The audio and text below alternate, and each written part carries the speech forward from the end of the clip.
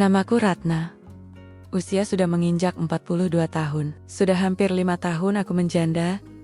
Sejak suamiku pergi meninggalkanku untuk selama-lamanya. Kehidupan setelah itu terasa lengang, sepi, dan penuh tatapan iba dari orang sekitar. Setiap pagi aku bangun dengan rutinitas yang sama, menyapu halaman, menyiapkan sarapan seadanya, lalu duduk termenung di teras sambil memandang jalan kampung yang sunyi. Dari luar, mungkin terlihat biasa saja, tapi di dalam hati aku sering merasa kosong. Aku punya 2 anak, tapi keduanya sudah dewasa dan tinggal di kota lain untuk bekerja. Rumahku yang dulunya ramai, kini hanya menyisakan aku seorang diri. Kadang, aku berusaha kuat, tapi kesendirian itu tetap saja terasa berat. Karena pekerjaan rumah mulai terasa melelahkan, aku akhirnya memutuskan untuk mempekerjakan seseorang yang bisa membantuku. Saat itulah, aku berkenalan dengan Jaya, seorang pria berusia 40 tahun yang tubuhnya kekar dan wajahnya sederhana. Awalnya aku ragu, apa kata orang, kalau seorang janda mempekerjakan laki-laki sebaya untuk tinggal di rumahnya? Tapi melihat sikap Jaya yang sopan, aku merasa sedikit lega. Jaya memanggilku dengan sebutan Bu Ratna, selalu menjaga jarak. Tidak pernah berlaku kurang ajar. Ia bekerja dengan tekun, menyapu, mengepel, bahkan memperbaiki pagar rumahku yang sudah rapuh. Aku merasa terbantu sekali.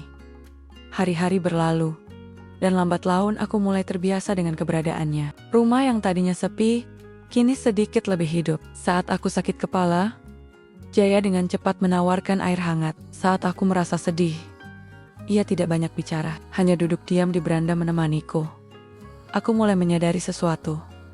Kehadirannya bukan sekadar membantu pekerjaan rumah, tapi juga memberi ketenangan.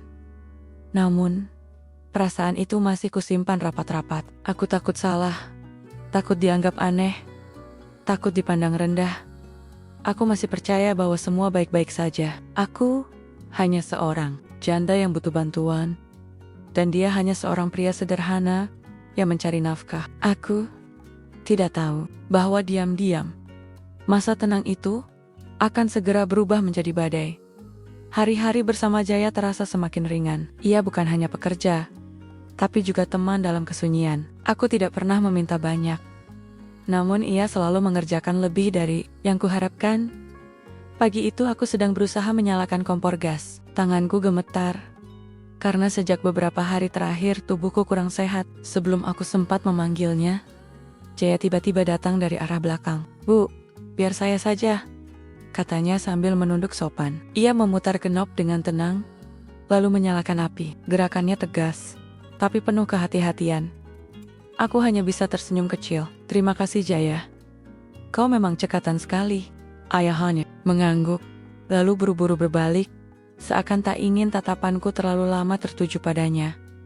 Sejak saat itu, aku mulai menyadari ada sesuatu yang berbeda dari dirinya. Walau tubuhnya kekar dan wajahnya keras, sikapnya lembut dan penuh hormat. Ia tidak pernah duduk sembarangan di dalam rumah tanpa diminta. Jika aku memintanya makan, ia baru akan menyentuh piring. Jika aku sedang duduk di teras, ia memilih duduk agak jauh, seakan menjaga batas, agar aku tidak merasa terganggu.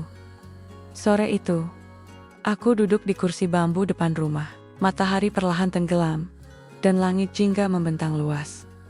Tiba-tiba Jaya datang membawa beberapa pot bunga. "Bu, halaman kita kosong sekali. Saya pikir, kalau ada bunga, rumah ini akan lebih cerah."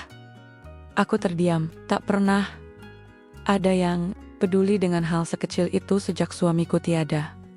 Aku mencoba menahan haru, lalu menjawab lirih, "Kau ini bisa saja, padahal aku tidak pernah memintamu." "Kalau rumah ibu indah, saya juga ikut senang," jawabnya pelan. Malam harinya, saat aku berbaring, kata-kata itu terus bergema di kepalaku. Ada rasa hangat yang lama sekali tak kurasakan, rasa yang membuat kesepian di hatiku sedikit terobati. Namun aku sepat-sepat menepisnya. "Tidak Ratna, jangan terlalu jauh. Dia hanya pembantu. Jangan sampai hatimu salah mengartikan kebaikannya."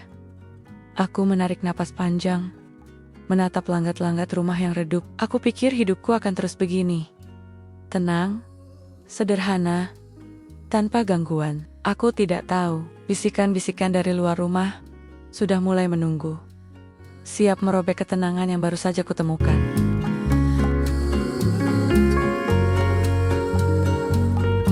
Pagi itu aku pergi ke warung di ujung kampung. Seperti biasa, aku membeli beras, minyak, dan sedikit gula. Saat hendak membayar, aku merasa ada bisik-bisik di belakangku. Itu Bu Ratna ya? Katanya, sekarang ada laki-laki tinggal di rumahnya. Laki-laki? Siapa? Aku kira cuma pembantu, tapi kok sering kelihatan bareng ya? Janda gitu. Bahaya, hati-hati aja. Nanti malah bikin malu kampung. Aku pura-pura tidak mendengar, tapi jantungku berdegup keras. Wajahku terasa panas, meski aku berusaha tetap tenang. Aku tersenyum pada penjaga warung, membayar belanjaanku, lalu segera pulang. Sesampainya di rumah, Jaya sedang menyapu halaman. Ia menoleh padaku dan tersenyum ramah. "Belanja, Bu?" tanyanya. Aku hanya mengangguk cepat. "Iya, sudah, lanjutkan saja." Aku masuk ke rumah dengan langkah tergesa, meletakkan barang belanjaan, lalu duduk di kursi. Tanganku bergetar, kata-kata di warung tadi terus terngiang-ngiang. Janda gitu. Bahaya, bikin malu kampung. Aku menggenggam erat ujung jilbabku. Selama ini aku berusaha menjaga kehormatanku, berusaha hidup sederhana, tanpa banyak tingkah. Tapi rupanya kehadiran Jaya menimbulkan cerita lain di mata orang. Sore harinya, ketika aku menjemur pakaian di halaman, tetanggaku lewat sambil menyunggingkan senyum miring. "Wah, enak ya Bu Ratna. Ada yang bantuin terus sekarang. Sampi-sampi." Kabarnya nggak pernah sendirian lagi di rumah, katanya dengan nada menggoda. Aku hanya bisa memaksakan senyum. Namanya juga butuh bantuan. Sendirian itu berat. Tetanggaku terkekeh. "Iya sih. Tapi ya, nggak semua orang bisa terima, Bu." Nanti dikira ia tidak melanjutkan kalimatnya. Hanya melambai, lalu pergi. Aku berdiri terpaku. Rasanya ingin berteriak, tapi yang keluar hanya helaan napas panjang. Malam itu, aku duduk di beranda. Angin dingin menusuk kulit, tapi hatiku jauh lebih dingin. Jaya datang, membawa segelas teh hangat. "Bu, minum dulu, biar tenang." Aku menatap wajahnya lama. Ia tidak tahu apa yang baru saja kudengar. Ia tidak tahu gosip itu mulai menyebar. Aku menghela napas. "Jaya, kau jangan terlalu sering terlihat di luar bersamaku. Nanti orang salah paham." Ia terdiam, menunduk, lalu berkata pelan, "Kalau memang ibu mau begitu, saya turuti. Tapi saya hanya ingin bantu, tidak lebih." Aku menatap teh hangat di tanganku. Hatiku bergejolak antara butuh keberadaannya, tapi takut akan cibiran orang. Aku tidak tahu bahwa gosip itu baru permulaan, dan yang lebih menyakitkan, keluarga sendirilah yang kelak akan ikut menudingku. Pagi itu aku sedang menata cucian di jemuran, ketika suara motor berhenti di depan rumah. Aku menoleh, dan betapa terkejutnya aku melihat Murni, adik perempuanku, turun dari motor sambil berkacak pinggang. "Ratna, aku mau bicara," serunya tanpa basa-basi. Aku buru-buru menyambutnya. "Masuk dulu, Nduk. Jangan berdiri di luar. Nanti." "Tidak usah, aku cuma sebentar." Potongnya cepat, suaranya tajam. Jaya yang sedang membersihkan halaman menunduk sopan, lalu masuk. Ke belakang rumah, aku bisa merasakan ia sengaja menghindar, agar tidak memperkeruh suasana. Murni melipat tangannya di dada. "Aku dengar-dengar kau sekarang tinggal serumah dengan lelaki." "Benar." Aku menarik napas panjang. Dia hanya membantuku. "Murni, kau tahu aku sendirian di rumah ini. Anak-anak jauh di kota. Aku butuh tenaga." "Tenaga, Ratna? Kau ini janda. Orang akan bicara macam-macam. Sudah memangnya tidak malu? Nanti keluarga kita ikut tercemar namanya." Herk mencelos. Mendengar kata-kata orang lain saja sudah perih. Apalagi sekarang keluar dari mulut adikku sendiri. "Murni," kataku lirih. "Aku tidak pernah macam-macam. Dia hanya pembantu. Dia hormat sekali padaku. Tapi orang tidak akan peduli. Mereka hanya lihat tampilan luar. Janda dan lelaki sebaya tinggal serumah. Itu cukup membuat gosip liar berkembang. Aku mencoba menahan air mata. Aku hanya ingin hidup tenang. Salahkah kalau aku butuh ditemani? Murni menatapku lama. Lalu menghela napas kasar. Kau harus hati-hati, Ratna. Jangan sampai kau mempermalukan keluarga. Aku bilang, ini karena aku peduli. Tanpa menunggu jawaban, ia berbalik, naik ke motornya, dan pergi. Debu jalanan tertinggal, seakan menambah sesak di dadaku. Aku terdiam di depan rumah, menatap jalan yang kembali sepi. Perasaan bersalah, marah, dan sakit hati bercampur jadi satu. Di belakang, aku mendengar langkah Jaya mendekat. Suaranya pelan, penuh ragu. Maafkan saya, Bu. Kalau kehadiran saya membuat ibu dicibir, mungkin lebih baik saya pergi. Aku menoleh cepat. Hatiku bergetar. Jangan, Jaya. Kau tidak salah apa-apa. Aku yang harus kuat menghadapi ini. Aku tahu kata-kataku terdengar mantap.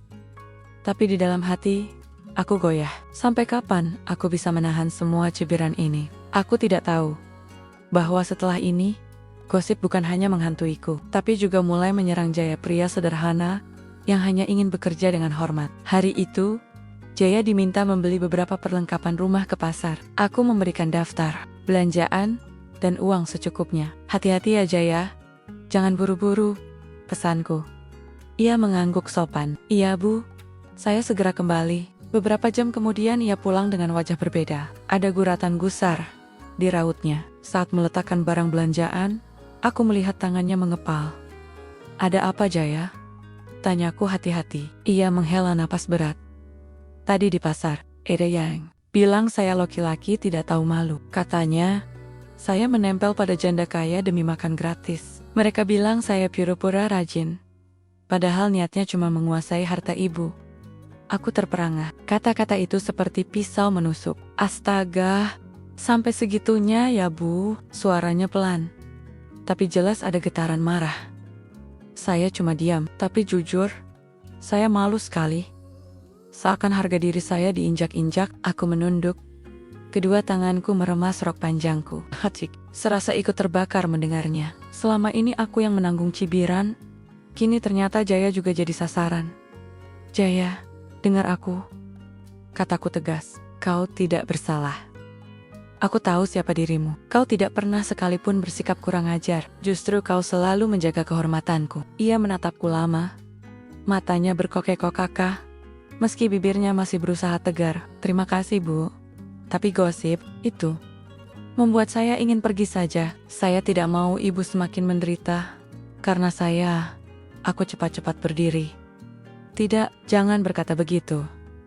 Kalau kau pergi, rumah ini kembali sepi. Aku yang akan lebih menderita. Suasana hening. Suara angin sore menyapu dedaunan di halaman. Aku bisa merasakan hatiku bergetar, tapi aku tahu, semakin lama gosip ini bergulir, semakin berat beban yang harus kami tanggung. Dan benar saja malam harinya, seorang tetangga datang dengan wajah prihatin. Bu Ratna, katanya, saya ini hanya ingin mengingatkan. Orang kampung sudah ramai bicara. Mereka bilang hubungan ibu dan pembantu itu tidak pantas. Saya khawatir nanti akan lebih besar masalahnya. Aku hanya bisa mengangguk dengan senyum kaku. Padahal di dalam hati aku menjerit. Gosip itu kini tidak hanya menjadi bisikan, tapi sudah jadi suara lantang. Dan aku tahu, badai yang lebih besar sedang menunggu di depan.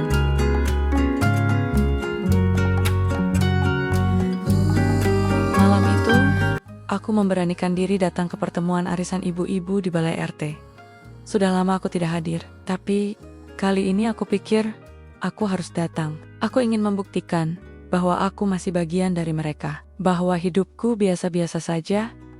Aku datang dengan membawa kue buatan sendiri. Senyumku pasang, meski hatiku berdebar. Saat aku masuk, beberapa pasang mata langsung menoleh. Ada yang tersenyum, ada pula yang saling berbisik sambil menutup mulut. Ketua arisan menyambutku hangat.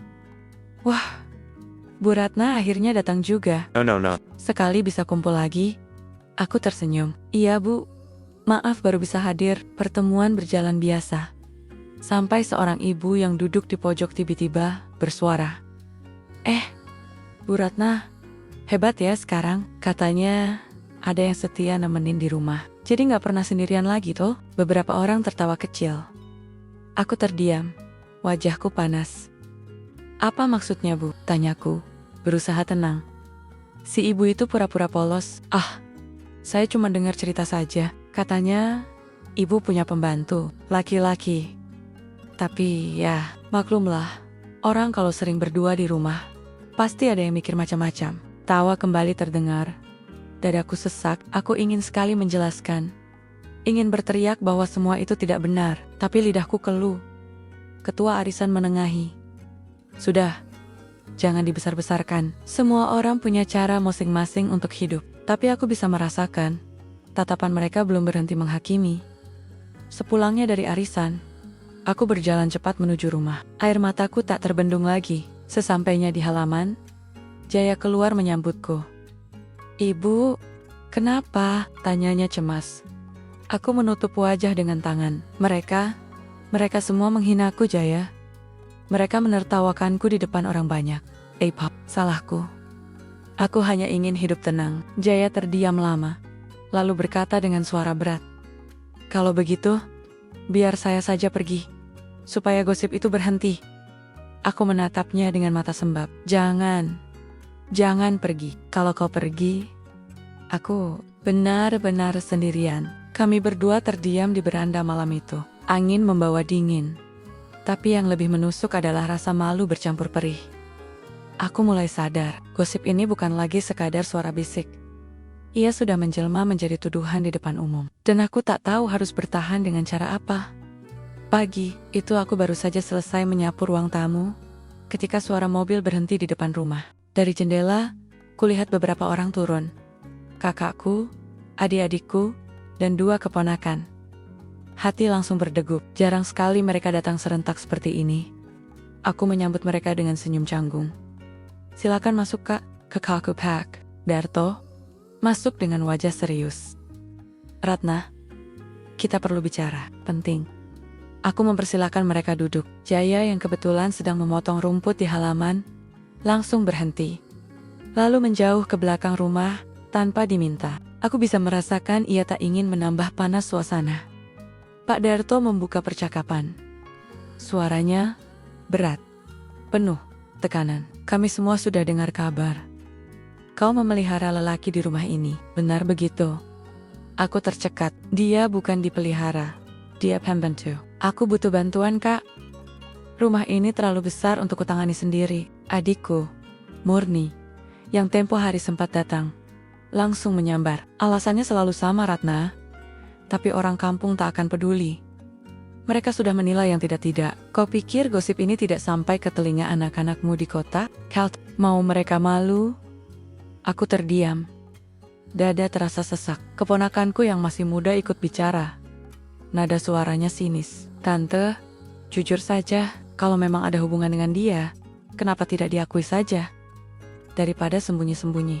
Aku dengan mata berkaca-kaca. Astaga, aku tidak melakukan apa-apa yang memalukan. Tidak ada hubungan terlarang. Kalian tidak tahu, Jaya itu justru selalu menjaga jarak dariku. Pak Darto menepuk meja dengan tangan. Cukup, Ratna, kami tidak mau dengar pembelaan. Kalau kau sayang nama baik keluarga, segera usir lelaki itu. Pecat dia sekarang juga. Aku terdiam. Tubuhku gemetar. Kata-kata itu menghantamku seperti badai. Bagaimana mungkin aku mengusir seseorang yang begitu tulus, yang selama ini justru menjaga kehormatanku? Aku menghela napas panjang, mencoba tegar. Aku tidak bisa melakukan itu. Dia tidak bersalah. Suasana langsung hening, lalu berubah jadi tegang. Wajah keluargaku tampak kecewa dan marah. Pak Darto berdiri. Kalau begitu, jangan salahkan kami kalau suatu hari nanti kau dipermalukan lebih besar lagi. Ingat, Ratna, yang kau lakukan ini mencoreng nama kita semua. Mereka pun beranjak pergi, meninggalkanku yang masih duduk dengan tangan gemetar. Air mataku jatuh tanpa bisa kutahan. Dari balik pintu, Jaya muncul perlahan. Ia menatapku dengan sorot mata yang penuh rasa bersalah. Bu, maafkan saya, karena saya, ibu dimusuhi keluarga sendiri. Aku menggeleng lemah. Bukan salahmu, Jaya. Mereka hanya tidak tahu siapa dirimu sebenarnya. Namun jauh di lubuk hati, aku tahu, tekanan ini makin lama makin berat, dan cepat atau lambat, aku harus memilih. Menuruti keluarga, atau mempertahankan satu-satunya orang yang membuatku merasa dihargai lagi. Hari Minggu sore, aku mendapat undangan menghadiri rapat warga di Balai RT. Topiknya sebenarnya sederhana, perbaikan jalan kampung dan iuran kebersihan. Tapi entah kenapa, hatiku sudah tidak tenang sejak siang. Aku duduk di bangku panjang bersama ibu-ibu lain. Beberapa bapak berkekap-kekap di depan. Ketua RT membuka rapat dengan suara lantang, membahas soal jalan rusak dan jadwal kerja bakti. Semua berjalan biasa, sampai tiba-tiba seseorang mengangkat tangan. "Pak RT," katanya keras. "Saya ingin bicara soal hal lain. Ini mungkin bukan urusan jalan, tapi menyangkut ketertiban kampung." Semua mata menoleh. Aku merasakan sesuatu yang buruk akan terjadi. "Begini," lanjut orang itu. "Kami semua sudah tahu kabar tentang Bu Ratna. Dia janda, tapi tinggal serumah dengan lelaki yang bukan muhrim. Menurut saya, ini bisa jadi masalah. Apa tidak sebaiknya kita menegur, demi nama baik kampung?" Ruang rapat mendadak riuh. Ada yang mengangguk, ada yang berbisik. Aku menunduk. Wajahku panas seakan terbakar. Ketua RT mencoba menenangkan. "Sabar. Sabar. Mari kita dengar dulu penjelasan dari Bu Ratna." "Silakan Bu." Aku mengangkat kepala perlahan, meski suara bergetar. "Bapak, Ibu semua, benar saya tinggal bersama seorang pembantu laki-laki, namanya Jaya. Tapi tolong pahami, dia hanya bekerja, tidak pernah sekalipun ia berlaku tidak sopan. Aku sendirian di rumah besar ini. Aku butuh bantuan." Beberapa orang mencibir. "Alasan saja Bu, kalau memang cuma pembantu, kenapa nggak ambil perempuan saja?" Janda gatel. Itu namanya kata kota itu menusukku. Darahku sesak. Ingin rasanya aku bangkit dan lari. Tapi kakiku seperti terikat. Ketua RT kembali menengahi. "Saya heard, kita semua tidak langsung menghakimi. Kita belum tahu apa yang sebenarnya terjadi. Namun jelas, tatapan banyak orang sudah menilai negatif." Aku pulang dengan langkah berat. Sampai di rumah, Jaya sudah menunggu di teras. Ia menatapku dengan wajah cemas. "Bagaimana Bu?" Aku tak mampu berkata-kata. Air mataku jatuh deras. Jaya terdiam, lalu menunduk. "Seandainya saya bisa angkat semua beban itu dari pundak Ibu, saya pasti lakukan." Malam itu aku berbaring gelisah. Tidur tidak datang. Hanya bayangan tatapan warga yang menuduhku. Aku sadar satu hal. Gosip itu kini bukan lagi sekadar deses. Ia sudah menjelma menjadi masalah besar, disorot seluruh kampung. Dan mulai saat ini, aku harus menentukan sikap, tetap bertahan dengan pilihanku, atau menyerah pada tekanan.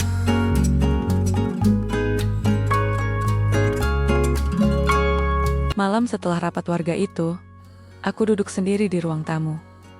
Lampu redup, hanya suara detak jam dinding yang menemani. Tanganku menggenggam cangkir teh, tapi isinya sudah dingin sejak lama. Aku merenung lama. Selama ini aku selalu diam, selalu menunduk ketika dihina, selalu tersenyum kaku ketika disindir. Aku pikir, dengan diam, gosip akan mereda. Tapi, ternyata, semakin aku diam, semakin berani orang menginjak harga diriku. Aku menarik napas panjang. "Tidak Ratna, kau tidak bisa terus begini. Kalau terus diam, mereka akan selamanya menganggapmu rendah. Dan yang lebih menyakitkan, Jaya pun ikut tercemar karena kebaikannya padamu."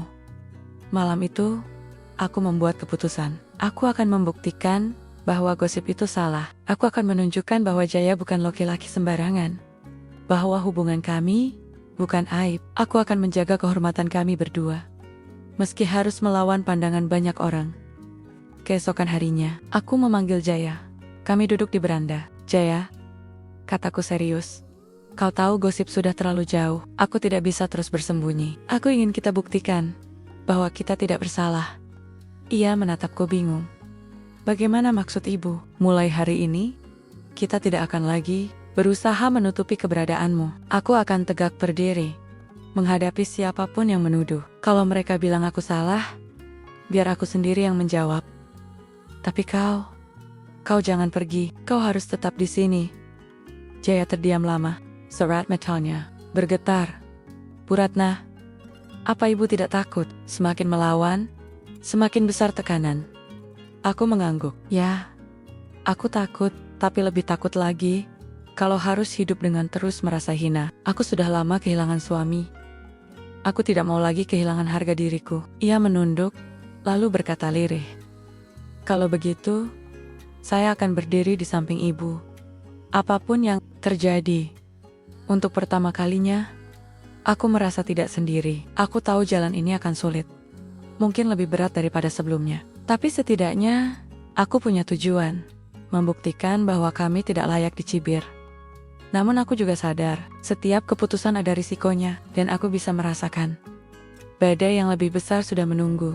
Sejak aku menetapkan keputusan untuk tidak lagi bersembunyi, hari-hariku terasa berbeda. Aku tidak lagi menunduk ketika melewati warung. Tidak lagi pura-pura tuli ketika mendengar bisik-bisik. Aku berdiri tegak. Meski tatapan orang menusuk seperti duri. Tapi rupanya, keberanianku justru membuat gosip semakin liar. Beberapa ibu di kampung sengaja membicarakanku dengan suara keras agar ku dengar. Kasihan anak-anaknya di kota. Ibunya makin aneh. Kalau benar-benar niat baik, pasti dia pilih pembantu perempuan, bukan laki-laki. Tuh kan, janda, gatel beneran. Aku menahan napas, mencoba berjalan terus, tapi hatiku perih. Tidak hanya itu, anak sulungku yang tinggal di kota menelepon suatu malam. Suaranya terdengar marah, bercampur bingung. Ibu, apa betul gosip di kampung? Kata orang, ibu tinggal serumah dengan laki-laki, apa yang ibu lakukan? Aku tercekat, nak. Dengar ibu dulu, dia hanya pembantu.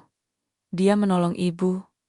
Tidak ada yang aneh. Tapi orang-orang bilang, macam-macam. Teman-teman kerjaku, sampai tahu bu, aku malu. Telepon terputus begitu saja. Aku menangis selama malam itu.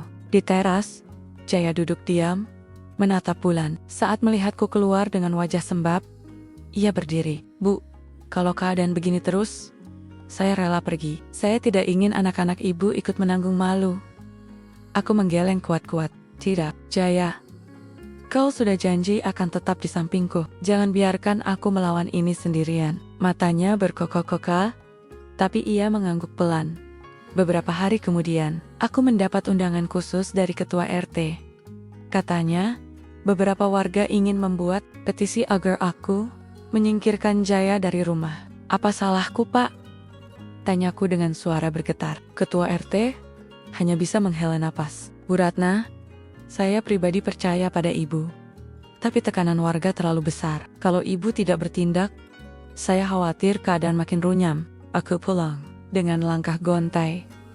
Rasanya semua jalan buntu. Warga menekan, keluarga marah, bahkan anakku sendiri kecewa. Di rumah, Jaya menatapku penuh khawatir. Apa yang mereka katakan, Bu? Aku menatapnya lama. Mereka ingin kau pergi, Jaya. Semua orang seolah menutup telinga. Tidak ada yang mau percaya pada kita.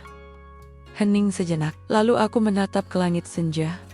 Menahan air mata. Kalau semua jalan tertutup, mungkin hanya ada satu pilihan yang tersisa. Pilihan paling sulit. Aku belum tahu bagaimana caranya. Tapi, jauh di dalam hati, aku sadar, aku harus mengambil langkah terakhir demi menghentikan semua tuduhan ini.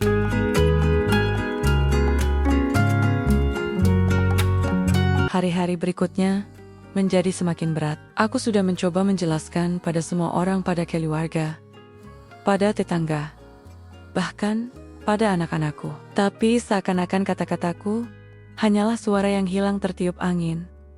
Suatu pagi, aku menerima telepon lagi dari anak bungsuku. Suaranya terdengar lirih, tapi tajam. Bu, kalau ibu sayang sama kami, tolong berhenti memelihara gosip itu.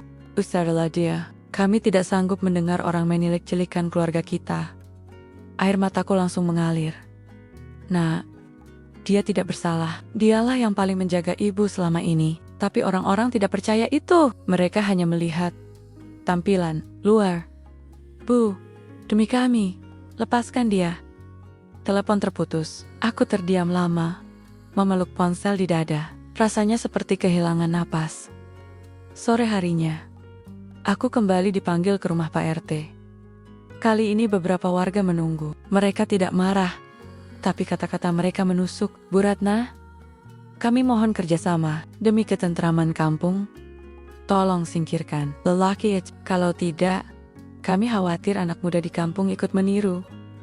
Maaf Bu, ini demi kebaikan bersama. Aku pulang dengan langkah gontai. Di teras, Jaya sudah menunggu. Wajahnya penuh tanya. Mereka bilang apa lagi Bu? Aku menatapnya lama. Suaraku pecah. Mereka semua menolakku Jaya. Anak-anakku, keluargaku, tetanggaku, semuanya ingin kau pergi. Semua usahaku meyakinkan mereka gagal. Jia menendak. Kedua tangannya terkepal. Kalau begitu, izinkan saya pergi. Lebih baik saya yang mengalah. Aku cepat-cepat menggenggam lengannya. Tidak, jangan pergi. Kalau kau pergi, gosip itu tetap ada Jaya. Mereka akan tetap bilang aku janda gatel. Meski kau tidak di sini, mereka tidak butuh bukti. Cukup fitnah. Suasana hening. Hanya suara angin malam yang mengisi celah di antara kami. Hatiku bergetar hebat. Kalau semua usaha gagal, kalau semua orang tetap menuduh, apa yang bisa menghentikan fitnah ini? Tiba-tiba sebuah pikiran muncul. Pikiran yang menakutkan tapi juga satu-satunya jalan. Aku menatap Jaya dengan mata basah. Mungkin hanya ada satu cara agar semua berhenti. Ia menoleh, bingung. Apa maksud ibu? Aku menelan ludah. Suaraku bergetar. Kalau kita menikah, Jaya, hanya itu. Dengan begitu, tidak ada lagi yang bisa bilang kita berbuat salah. Jaya terdiam, matanya membesar. Wajahnya campuran antara terkejut dan bimbang. Aku sendiri gemetar. Kata-kata itu begitu berat. Seakan keluar dari kedalaman hatiku yang paling rapuh. Aku sadar, keputusan ini bisa mengubah segalanya. Tahun ini pilihan terakhirku. Setelah kata-kata itu keluar dari mulutku, suasana berubah beku. Jaya menatapku dengan sorot mata yang sulit kuterjemahkan. Ada kaget, ada bingung, ada takut, tapi juga ada sesuatu yang bergetar halus, seperti perasaan yang selama ini ia sembunyikan. Bu Ratna. Suaranya pelan, hampir tak terdengar. Apa ibu sanggosongga barusan? Aku menghela napas panjang. Tanganku gemetar saat menggenggam ujung selendang di pangkuan. Aku sudah mencoba segala cara. Jaya, aku sudah berjuang dengan diam. Aku sudah berjuang dengan kata-kata. Tapi semua gagal. Mereka tidak akan pernah berhenti sampai ada kepastian. Menikah mungkin satu-satunya jalan. Jaya berdiri, berjalan mondar-mandir di teras. Tubuh kekarnya yang biasanya membuatku merasa aman, kini justru terlihat tegang, seperti sedang memikul beban yang terlalu besar. Tapi Bu, saya ini siapa? Hanya seorang pembantu, seorang laki-laki biasa, tanpa harta, tanpa nama. Apa anak-anak ibu bisa menerima? Apa masyarakat akan benar-benar berhenti bergosip kalau kita menikah? Atau malah makin heboh? Aku bangkit, menatapnya lekat. Jaya, justru itu. Mereka bisa bicara apa saja. Tapi kalau kita sah di mata agama dan negara, mereka tidak bisa lagi menuduh. Aku tidak peduli kaya atau miskin. Aku hanya ingin hidup tenang. Kau sudah menjaga aku, menguatkanku. Apa salahnya kalau kita mengikat janji? Jaya menutup wajah dengan kedua tangannya.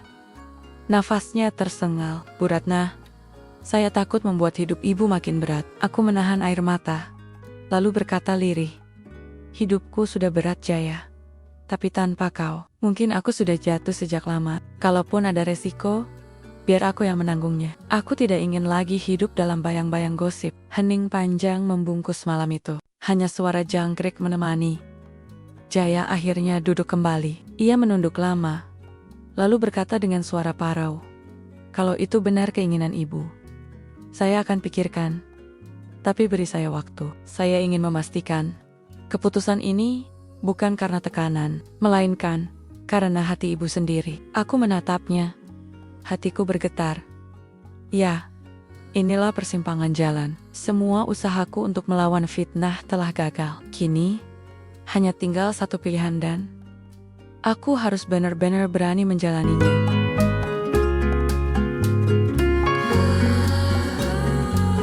Hari itu, aku dan Jaya duduk di ruang tamu.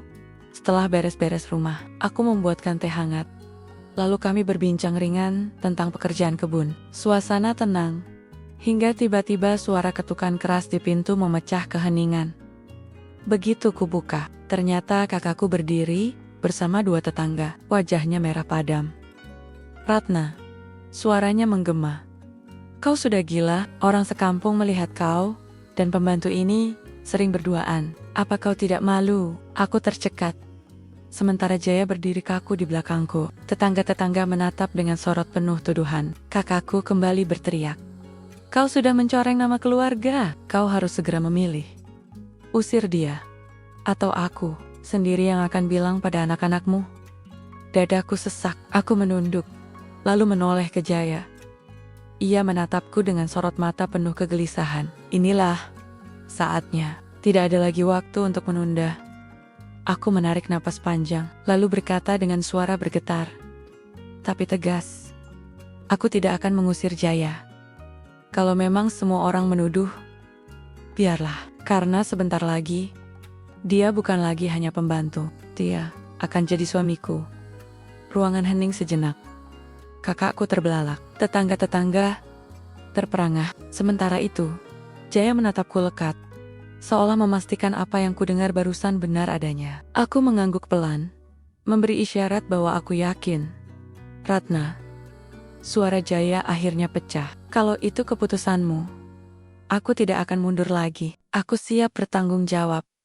Aku siap menikahimu." Air mataku jatuh deras. Untuk pertama kalinya setelah sekian lama, aku merasa lega. Ya, jalan ini tidak mudah. Anak-anakku mungkin akan kecewa. Tetangga mungkin tetap bergosip. Tapi, setidaknya kami tidak lagi bersembunyi. Malam itu, aku dan Jaya duduk di serambi. Angin berhembus lembut, membawa rasa tenang yang jarang kurasakan. "Mulai besok, kita akan mengurus semuanya," kataku pelan. "Pernikahan sederhana, tapi sah, supaya tidak ada lagi yang bisa menuduh kita." Jaya mengangguk, matanya berkaca-kaca. "Saya tidak punya apa-apa, Bu. Tapi saya berjanji, saya akan menjaga ibu seumur hidup." Aku menatap langit malam yang dipenuhi bintang. Dan untuk pertama kalinya, aku percaya, di balik semua gosip, hinaan, dan fitnah, selalu ada cahaya yang menuntun menuju ketulusan sejati.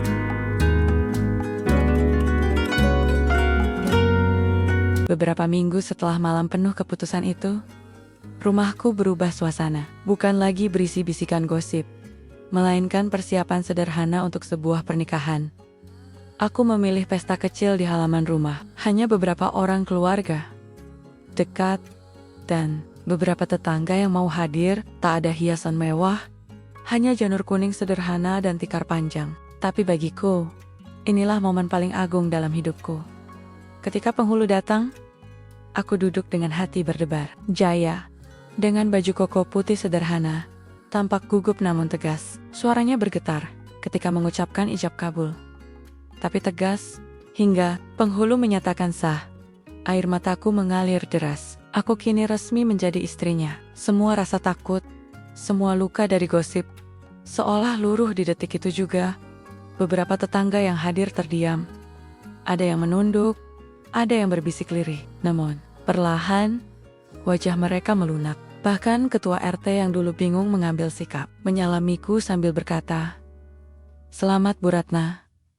Saya tahu ini bukan jalan mudah, tapi saya hormat pada keberanian Ibu." Tak lama, anak-anakku datang dari kota. Wajah mereka masih kaku, sulit menerima kenyataan. Aku menatap mereka dengan mata berkaca-kaca. "Maafkan Ibu. Aku tidak ingin menyakiti kalian, tapi aku juga ingin hidup tenang dengan orang yang benar-benar menjaga Ibu." Suasana hening. Lalu anak sulungku perlahan menunduk. "Kalau itu membuat Ibu bahagia, kami akan belajar menerima." Hatiku hampir tak percaya. Rasanya seperti beban bertentan runtuh dari pundakku. Aku memeluk anak-anakku. Air mata bercampur tawa bahagia. Malam itu, setelah semua tamu pulang, aku dan Jaya Duduk berdua di serambi rumah seperti malam-malam sebelumnya. Hanya saja kali ini, kami tidak lagi merasa bersalah atau sembunyi-sembunyi. Kami sah sebagai suami istri. Aku menatap bintang di langit, lalu berkata pelan, "Kita sudah melewati banyak sekali cobaan, dan ternyata keberanian untuk memilih kebenaran selalu membawa jalan keluar." Jaya menggenggam tanganku erat. "Mulai hari ini, kita jalani bersama. Apapun yang orang bilang, kita sudah sah, kita sudah halal.